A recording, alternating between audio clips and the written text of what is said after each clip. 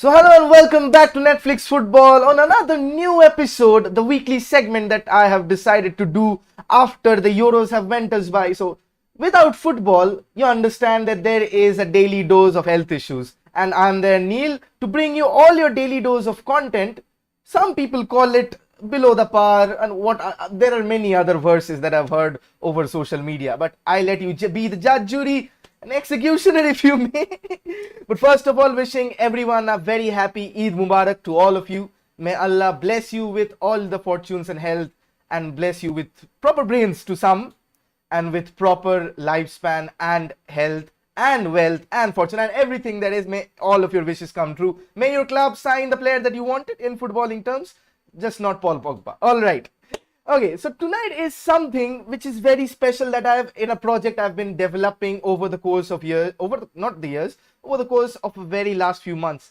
I wanted to do this because talking about women's football, as you can see in the banner between, is something of a bit of a pride for me, because whenever we say that this is an equal game, no room for racism, all those social messages, but we don't turn up supporting the women when it comes to football.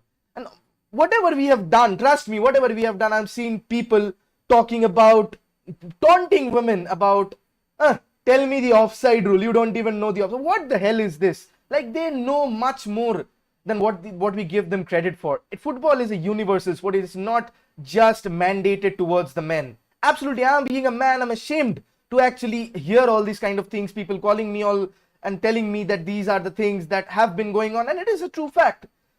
So this segment is utterly special to me. We'll expect a support in all angles from you guys. Absolutely spot on. Do subscribe. And every one of you female, those who are watching, I want to involve all of you. So ping me up. Want you to have come on to my show and into my channel, and we'll have a lots of fun, especially in the men's game, in the women's game, everything. Football is a sport unified. Wasting no much time further, let's welcome a very special guest tonight. He is Tomogno. So he'll be live in 3, 2, and 1. Tomogno, you are live. So how's it been? Yeah, it's all right. It's like COVID situation has been hampered over the year, and in Durgapur, previously it was not something like difficult stuff, but nowadays it's people are suffering from COVID, and it's very tough for everyone to go out of the house. So yeah. Somehow we have to manage it. That's all. Fortune favors the brave, and I hope all of you are safe and have your vaccinations being done. A bit info about Tomogno, that how much I have known him for.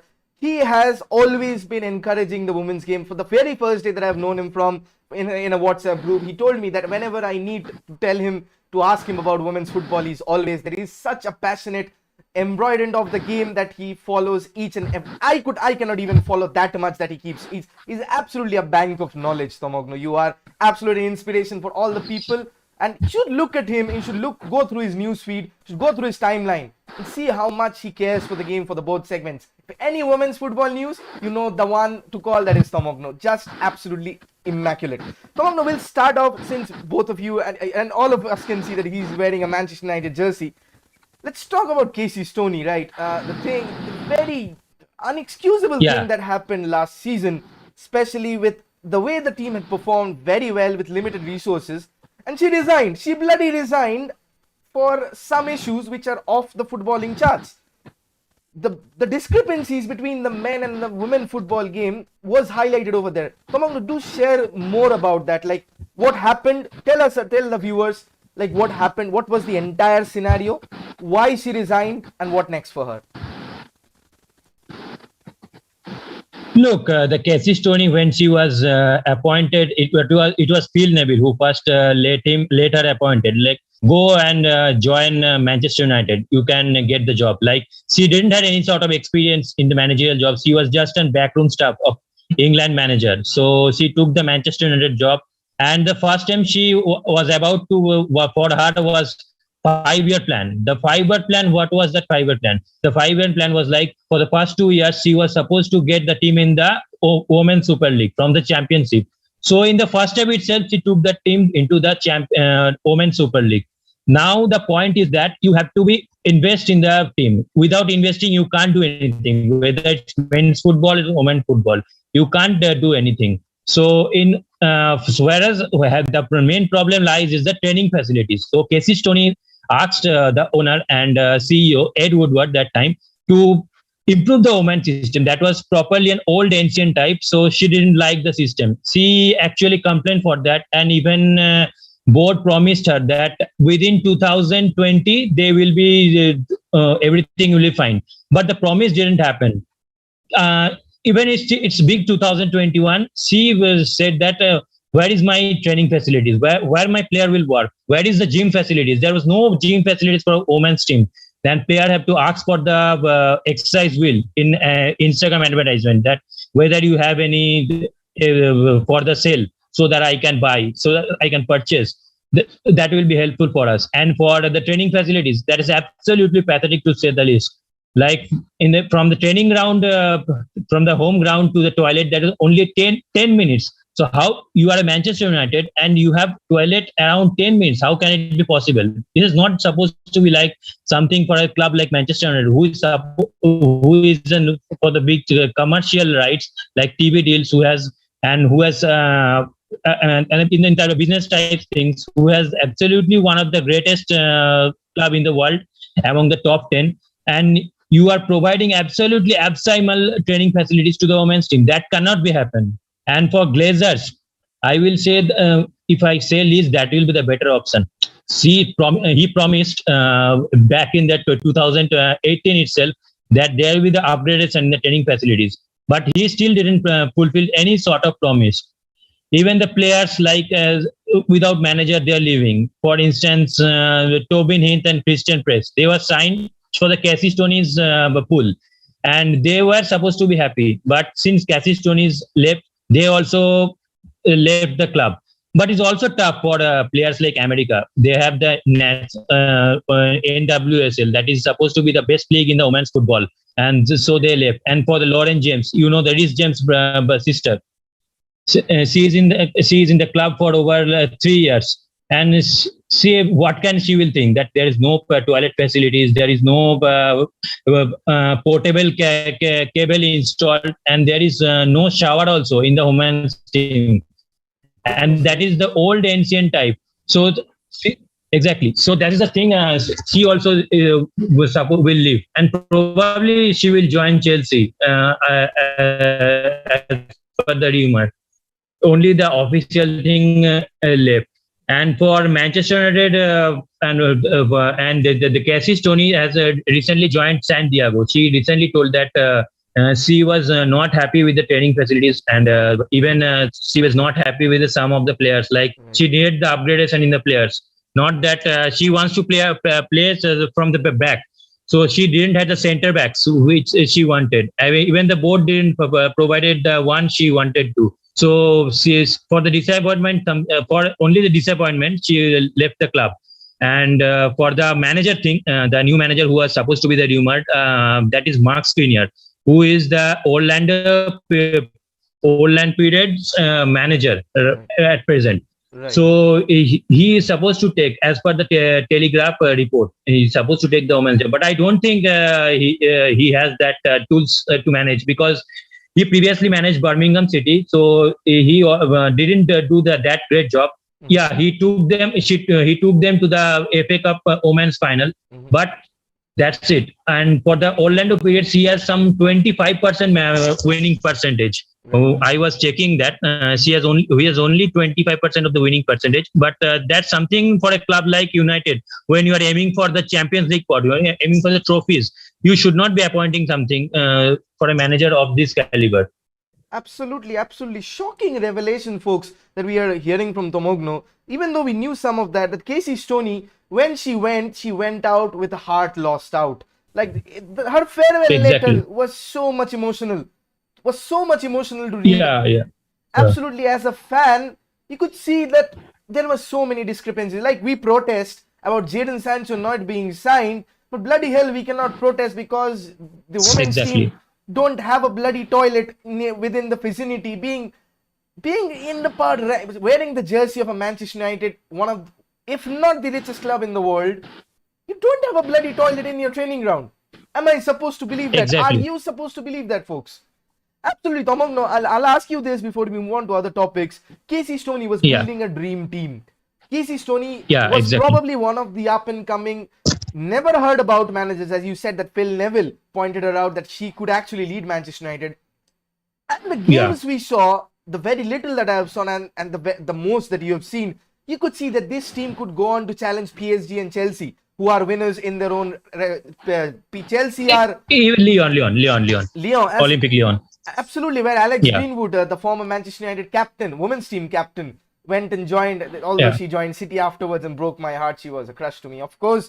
Well, other than that, other facts. But no simping, guys. No simping. But Casey Stoney, did she deserve, guys? Do let me know in the comments that does a Manchester United manager, they don't get the players. No Manchester United manager have got the players in recent history.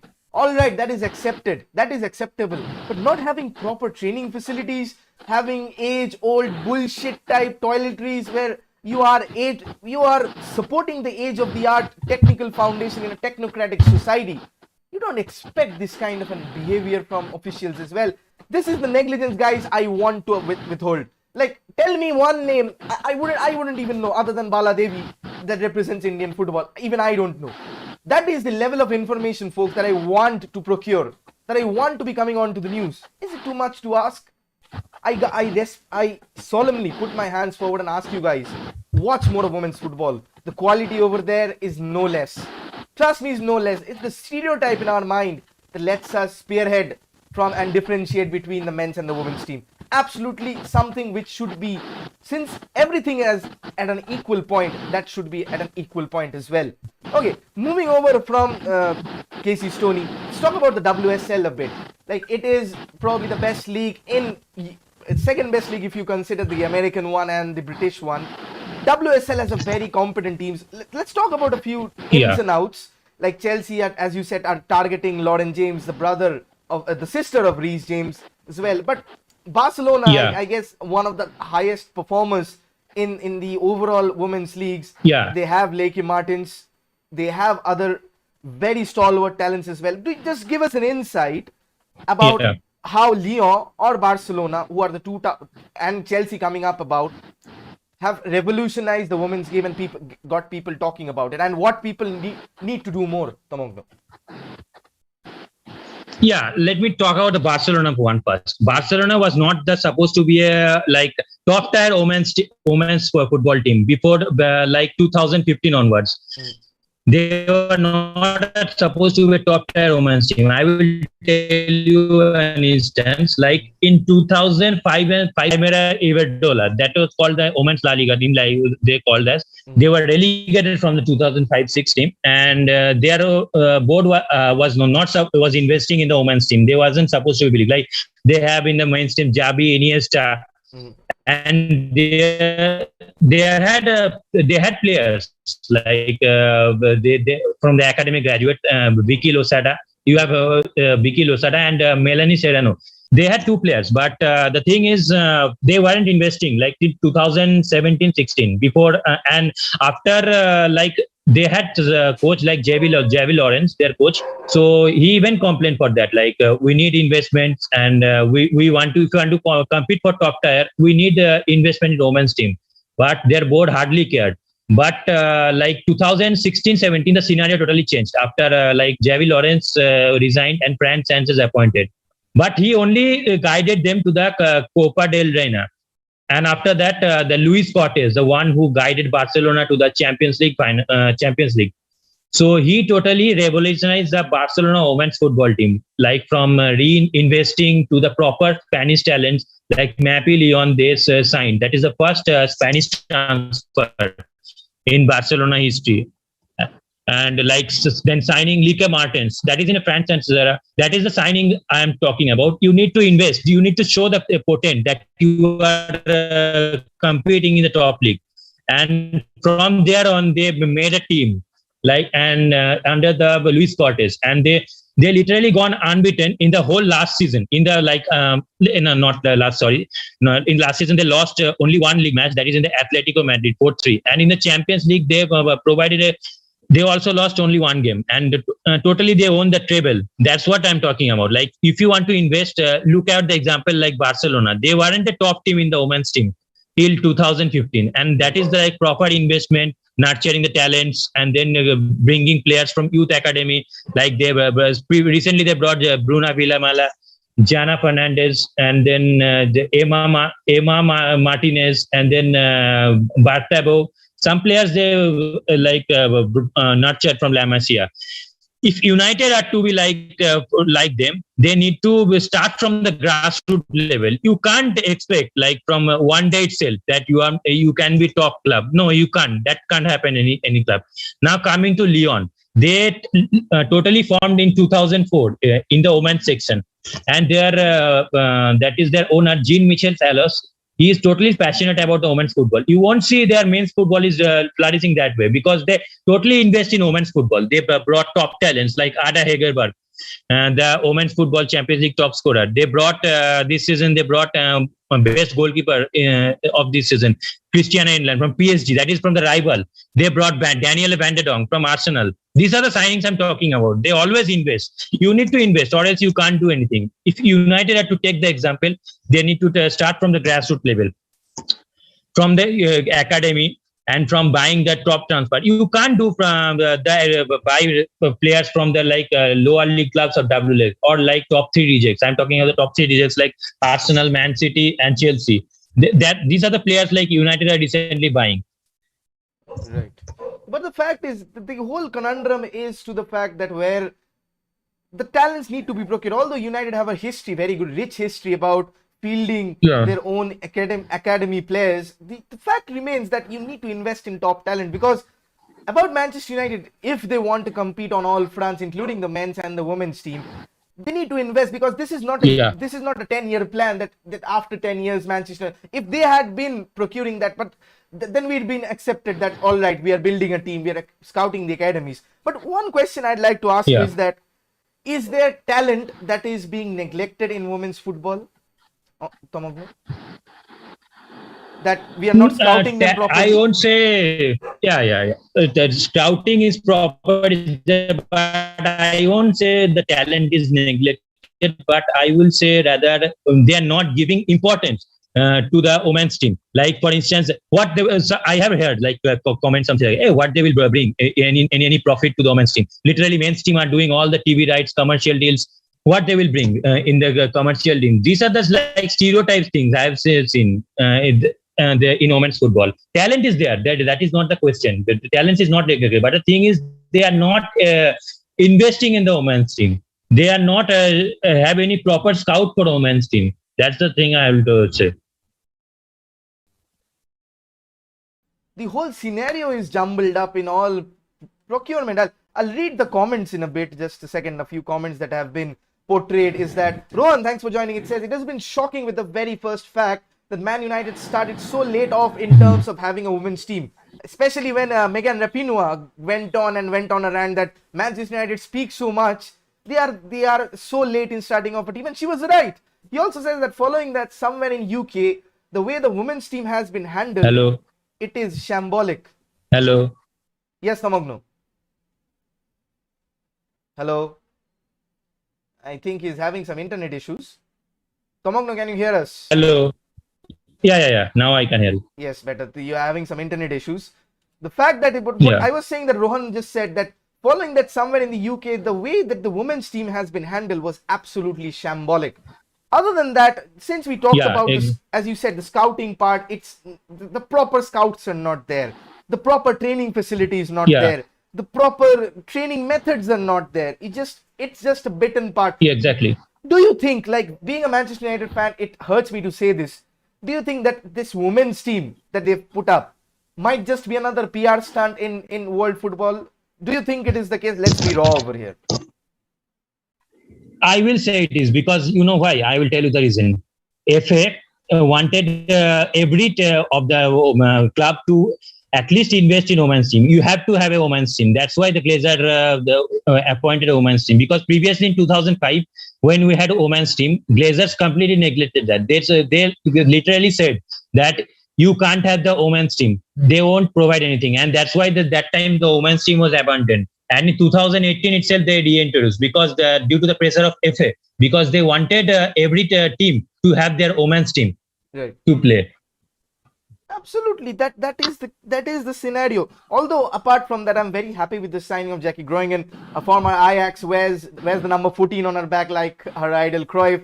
Does a lot of foundation and charity work with the Ajax Foundation. So how happy are you? Because I remember on your timeline that you said you're going to get a Bruno jersey and you're going to get a Jackie Groningen jersey. So how happy are you with that exactly. How happy are you with that signing?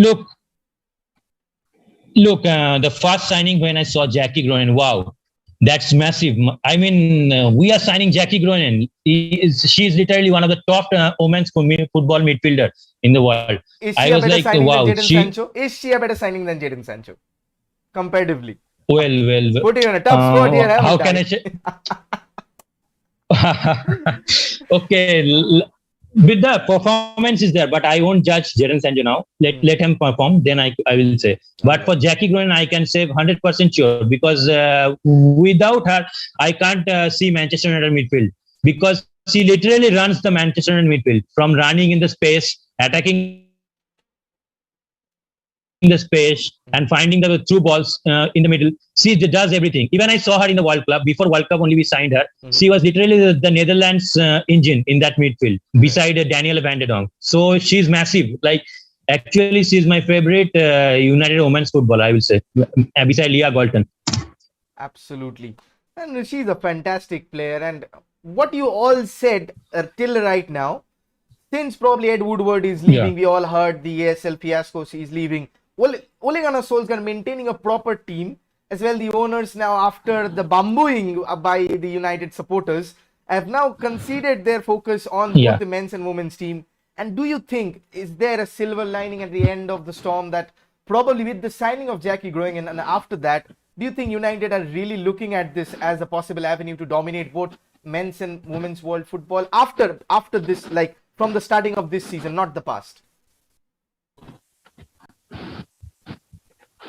Well, honestly, I don't think so, because for the women's team purpose, I'm talking about the women's only. I don't think United has the intention to dominate, because to dominate, you need a players like Jackie Groningen, not that WSL reject player. That's what United has been doing for over the year. Right. And even this season only, I heard they have buying Martha Thomas, the West Ham United player. And her stats says she only scored 4 goals last season. That is only one. In a single game, she scored a hat-trick, and that 1 goal in last 15 games. This is a signing won't going to help United, because to achieve the top goals, you need top signings. You need signings like Vilda Boarisa. Recently, we signed a player.